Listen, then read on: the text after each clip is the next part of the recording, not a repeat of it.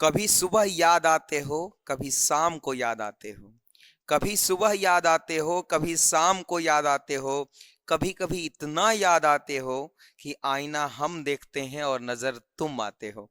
जी हाँ दोस्तों, आज आपका स्वागत करते हैं एक बहुत ही मजेदार वीडियो में, जिसके अंतर्गत हम लोग बात करने वाले हैं क्लास 12 के केमिस्ट्री सब्जेक्ट के कुछ बहुत ही सिलेक्टेड क्वेश्चंस के बारे में, जो कि काफी प्रोबेबल हैं एग्जामिनेशन पॉइंट ऑफ व्यू से। तो आप एकदम वीडियो के अंत तक बने रहिए और वीडियो को लाइक और शेयर जरूर कीजिए, बहुत मजा आने वाला है, क्योंकि सारे के सारे क्वेश्चन बहुत वीवीआईज हैं। तो बिना वक्त गवाए पहले क्वेश्चन के साथ हम इसकी शुरुआत करते हैं।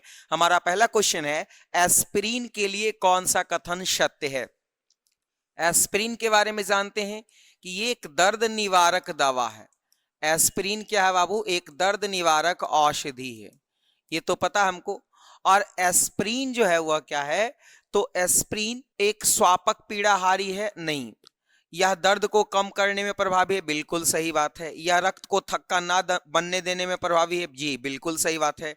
यह तंत्रिकीय सक्रिय औषधि है? ये भी बिल्कुल सही है। तो यहाँ पे कह रहा है कि कौन सत्य नहीं है, तो यहाँ पे राइट आंसर क्या हो जाएगा? ऑप्शन नंबर ए, ये सत्य नहीं है, बाकी सभी के सभी क्या हैं? सत्य हैं। सारे क्वेश्चन बहुत सिलेक्टेड हैं, एकदम कहीं मत जाइएगा, वीडियो को जल्दी से लाइक कर दीजिए, एकदम अच्छे मन से देखिएगा, बहुत मजा आएगा। कहा जाता है कि जिसका मन मस्त है उसके पास समस्त है। आपके पास सब कुछ है, बस एकदम मस्ती से आप मेरे साथ बने रहिए, एकदम आनंद से मेरे साथ बने रहिए। कौन बहुल उपयोगी एंटीबायोटिक है जिसका उपयोग बड़े पैमाने पर किया जाता है? वह कौन सा एंटीबायोटिक है? तो वो एंटीबायोटिक है पेनिसिलिन। कौन सा एंटीबायोटिक है बाबू? बड़े पैमाने पर उपयोग में आने वाला एंटीबायोटिक है पेनिसिलिन। पैरासीटामोल क्या है? तो जानते ही होंगे आप लोग, पैरासीटामोल दर्द निवारक दवा है। और एस्पिरिन भी क्या है? तो एस्पिरिन भी दर्द निवारक दवा है। क्लोरोमेफेनिकॉल जो है वह क्या है? तो ये टाइफाइड के उपचार में प्रयुक्त होने वाला, टाइफाइड के उपचार में प्रयुक्त होने वाला, उपचार में प्रयुक्त होने वाला एंटीबायोटिक है। क्लियर है? आगे चलते हैं अगले प्रश्न की तरफ। देखिए बहुत ही मस्त क्वेश्चन है, वह बहुलक जिसमें प्रबल अंतर आणविक बल जैसे हाइड्रोजन बंधन है।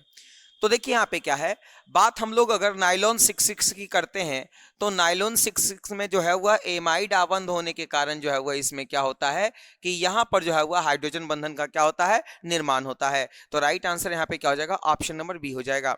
अगले प्रश्न की तरफ चलते हैं, नाइट्रोजन युक्त बहुलक कौन है? तो अभी मैंने कहा कि नाइलॉन 66 जो है वह क्या है?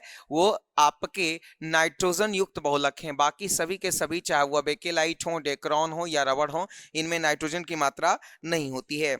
आगे चलते हैं, विटामिन सी है, तो विटामिन सी हम लोग किसको कहते हैं बाबू? तो विटामिन सी हम लोग एस्कॉर्बिक अम्ल को कहते हैं। किसको कहते हैं? एस्कॉर्बिक अम्ल को, यानी राइट आंसर हो जाएगा ऑप्शन नंबर सी। कई बार यह भी पूछा जाता है कि वह कौन सा विटामिन है जो कि एक अम्ल है, तो विटामिन सी जो है वह क्या है? इसका जो नाम है वो एस्कॉर्बिक अम्ल है।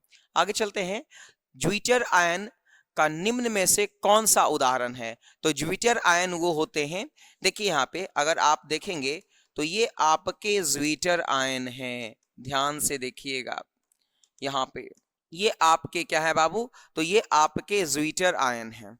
और यहां से देखिए क्या है, ये ज्विटर आयन है, यानी ये एलानिन की संरचना है। तो अल्फा एलानिन जो है वह क्या है? ज्विटर आयन का क्या करेगा? निर्माण करेगा। यहां से आप देख सकते हो, ये ज्विटर आयन का निर्माण कुछ इस प्रकार से कर देता है, NH3+ और यहाँ पे COO-।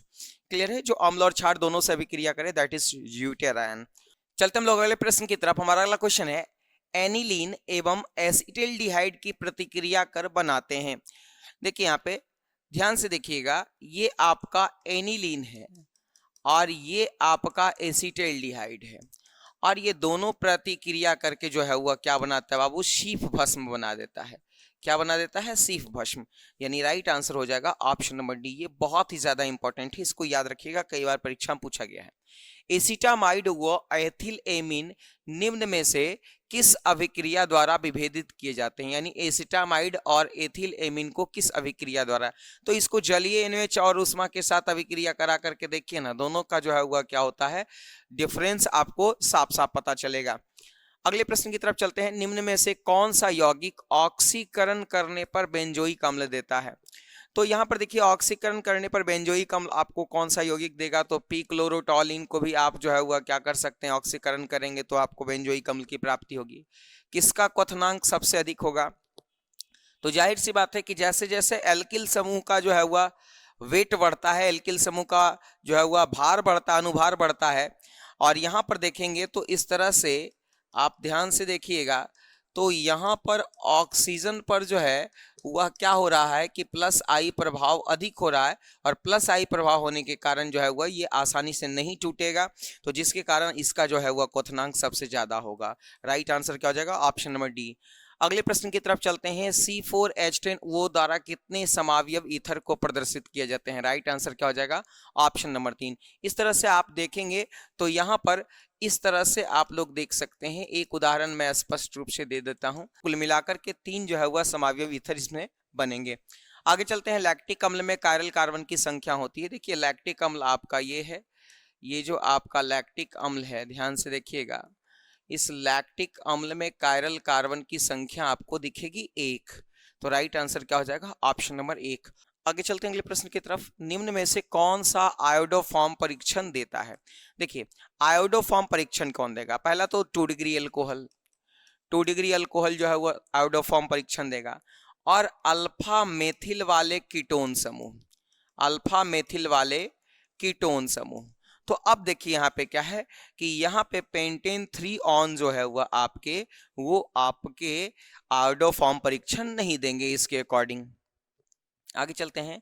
सामान्य सूत्र CnH2nO2 किस श्रृंखला के लिए है, तो अगर आप देखेंगे यहाँ पर CH3COOH ये आपका कौन सा अम्ल है बाबू, एसिटिक अम्ल है। आप देखो इसको अगर कंक्लूड करोगे तो C2H4O2, अगर हम इसकी बात करें तो CnH2nON, यानी यहाँ पे सामान्य सूत्र जो आपको दिख रहा है ये किसका दिखेगा, ये कार्बोक्सिलिक अम्ल का दिखेगा।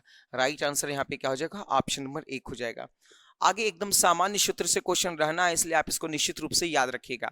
यहाँ पे देखिए पेंटा कार्बोनिल फेरस की संरचना क्या है, तो यहाँ पर देखिए क्या है, इसकी जो संरचना है वो संरचना हो जाएगी आपको त्रिकोणीय द्विपिरामिडी।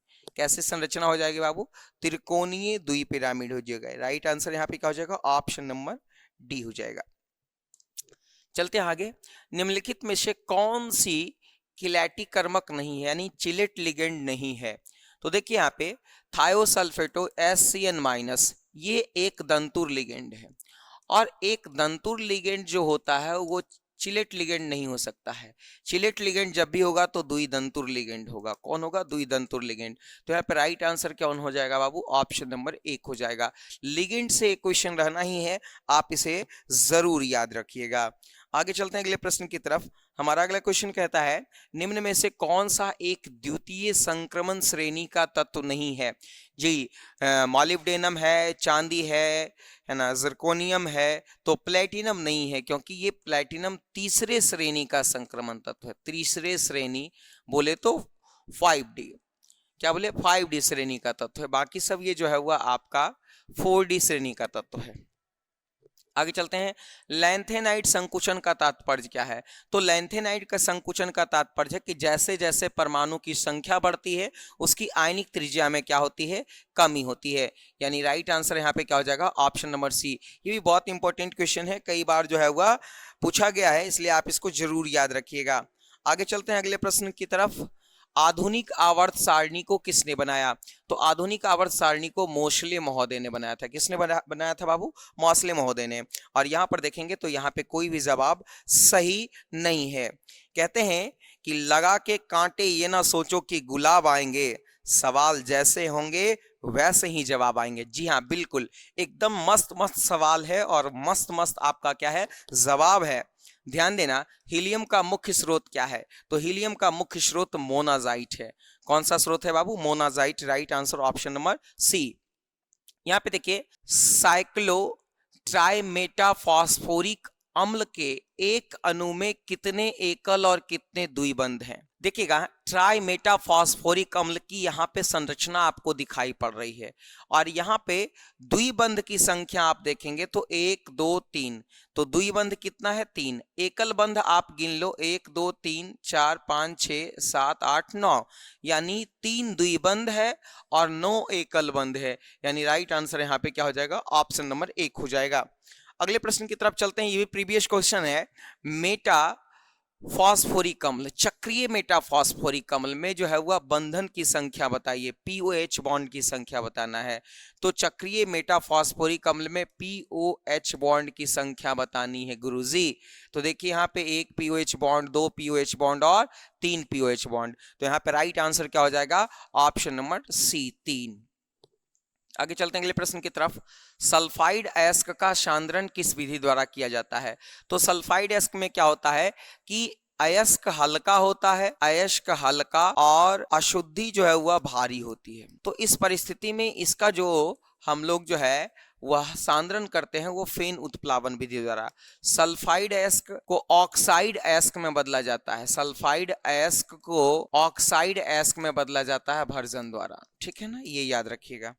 आगे चलते हैं, कोई खनिज अयस्क कहलाता है यदि धातु उससे लाभदायक रूप से कम खर्चे में आसानी से प्राप्त हो जाए।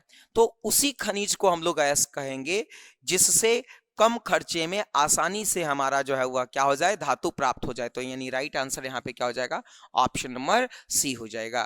क्लियर है? अगले प्रश्न की तरफ चलो बाबू। गैस के भौतिक अधिशोषण की मात्रा बढ़ती है, तो स्वाभाविक है कि भौतिक अधिशोषण की मात्रा बढ़ेगी, गैस को ठंडा करेंगे तो स्वाभाविक है कि उसकी सतह पर क्या होगा, ठोस की सतह पर ज्यादा जमेगा, ठंडा करेंगे तो, यानी ताप के घटने पर जो है वह भौतिक अधिशोषण की मात्रा क्या होगी, बढ़ेगी। आगे चलते हैं, शोषण शब्द का प्रयोग किसके लिए होता है? तो शोषण शब्द का प्रयोग अवशोषण और अधिशोषण दोनों के लिए होता है। तो यहाँ पर राइट आंसर क्या हो जाएगा, ऑप्शन नंबर सी। अगले प्रश्न की तरफ चलो बाबू। कौन सी पृष्ठीय परिघटना नहीं है? तो कौन सी पृष्ठीय परिघटना नहीं है, ध्यान से देखिएगा। पृष्ठीय परिघटना नहीं है समांगी उत्प्रेरण, ठोस का मिलना, जंग लगना, विद्युत अपघटन की प्रक्रिया। ये इस प्रश्न का उत्तर आप कमेंट बॉक्स में दीजिएगा, उत्तर का इंतजार रहेगा। चलते हैं अगले प्रश्न की तरफ। अभिक्रिया की दर के बारे में कौन सा कथन असत्य है? देखिए यहाँ पे, तो अभिक्रिया के दर के बारे में हमको ये पता है कि अभिक्रिया का दर कभी भी भिन्नात्मक नहीं हो सकता। राइट आंसर यहाँ पे क्या हो जाएगा, ऑप्शन नंबर सी। वो जब भी रहेगा तो पूर्णांक रहेगा, कभी भिन्नांक नहीं हो सकता। आगे चलते हैं, प्रबल विद्युत अपघट्ट की चालकता। तो प्रबल विद्युत अपघट्ट की चालकता जो है वह तनुता पर धीरे धीरे क्या होती है, बढ़ती है, यानी राइट आंसर यहाँ पे क्या हो जाएगा, ऑप्शन नंबर 1। अगले प्रश्न की तरफ चलते हैं। जब सीसा संचय बैटरी यानी लेड स्टोरेज बैटरी जिसको बोलते हैं उसको आवेशित किया जाता है, तो जैसे ही लेड स्टोरेज बैटरी को आवेशित करते हैं सल्फ्यूरिक अम्ल पुनः क्या हो जाता है, बन जाता है। राइट आंसर यहाँ पे क्या हो जाएगा, ऑप्शन नंबर बी हो जाएगा। सभी प्रश्न बहुत ज्यादा इंपॉर्टेंट है और ये जो है वीडियो क्विक रिवीजन के पर्पज से बनाया गया है और आपका स्कोर बहुत अच्छा हो इसके लिए बनाया गया है। तो आप एकदम वीडियो को जरूर देखिए, 1-2 बार देख लीजिए। जितने भी आपके सीरीज आ रहे हैं केमिस्ट्री के ऑब्जेक्टिव के सब वीडियो को आप 1 से 2 बार देखिए, शेयर कर दीजिए। आई होप सो कि एक भी क्वेश्चन इससे बाहर रहने वाला नहीं है। समपराश्री विलयन में समान होते हैं, तो समपराश्री विलयन में क्या होता है कि मोलर सांद्रता जो है वह क्या होता है, समान होता है। क्लियर है? और यहां पे राइट आंसर क्या हो जाएगा, ऑप्शन नंबर 1 हो जाएगा।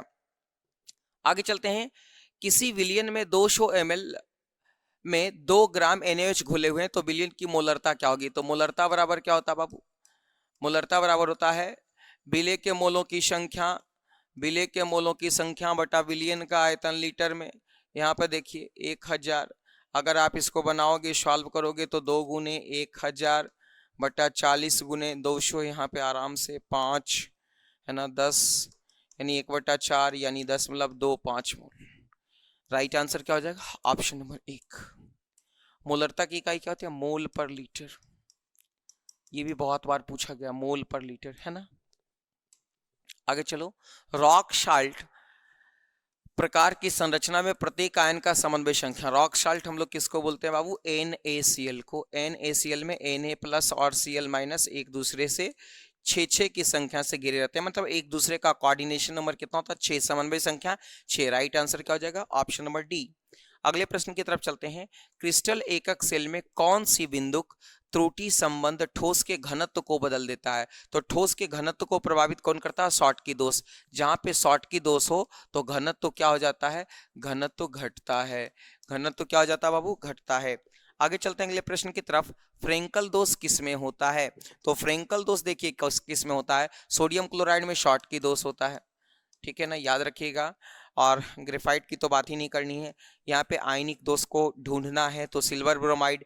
ये फ्रेंकल और शॉर्टकी दोनों दोष दर्शाता है। फ्रेंकल और शॉर्टकी दोनों दोष दर्शाता है, तो ये भी आप याद रखिएगा, बहुत ज्यादा इंपॉर्टेंट है। तो दोस्तों उम्मीद करते हैं कि आपको ये वीडियो बहुत अच्छा लगा होगा। कम समय में आपको बहुत ज्यादा, बहुत सिलेक्टेड, बहुत इंपॉर्टेंट क्वेश्चन मिला होगा। तो वीडियो को लाइक कर दीजिए, शेयर कर दीजिए और चैनल पे नए हैं तो सब्सक्राइब करके बेल आइकन को जरूर दबा दीजिए। बहुत बहुत धन्यवाद।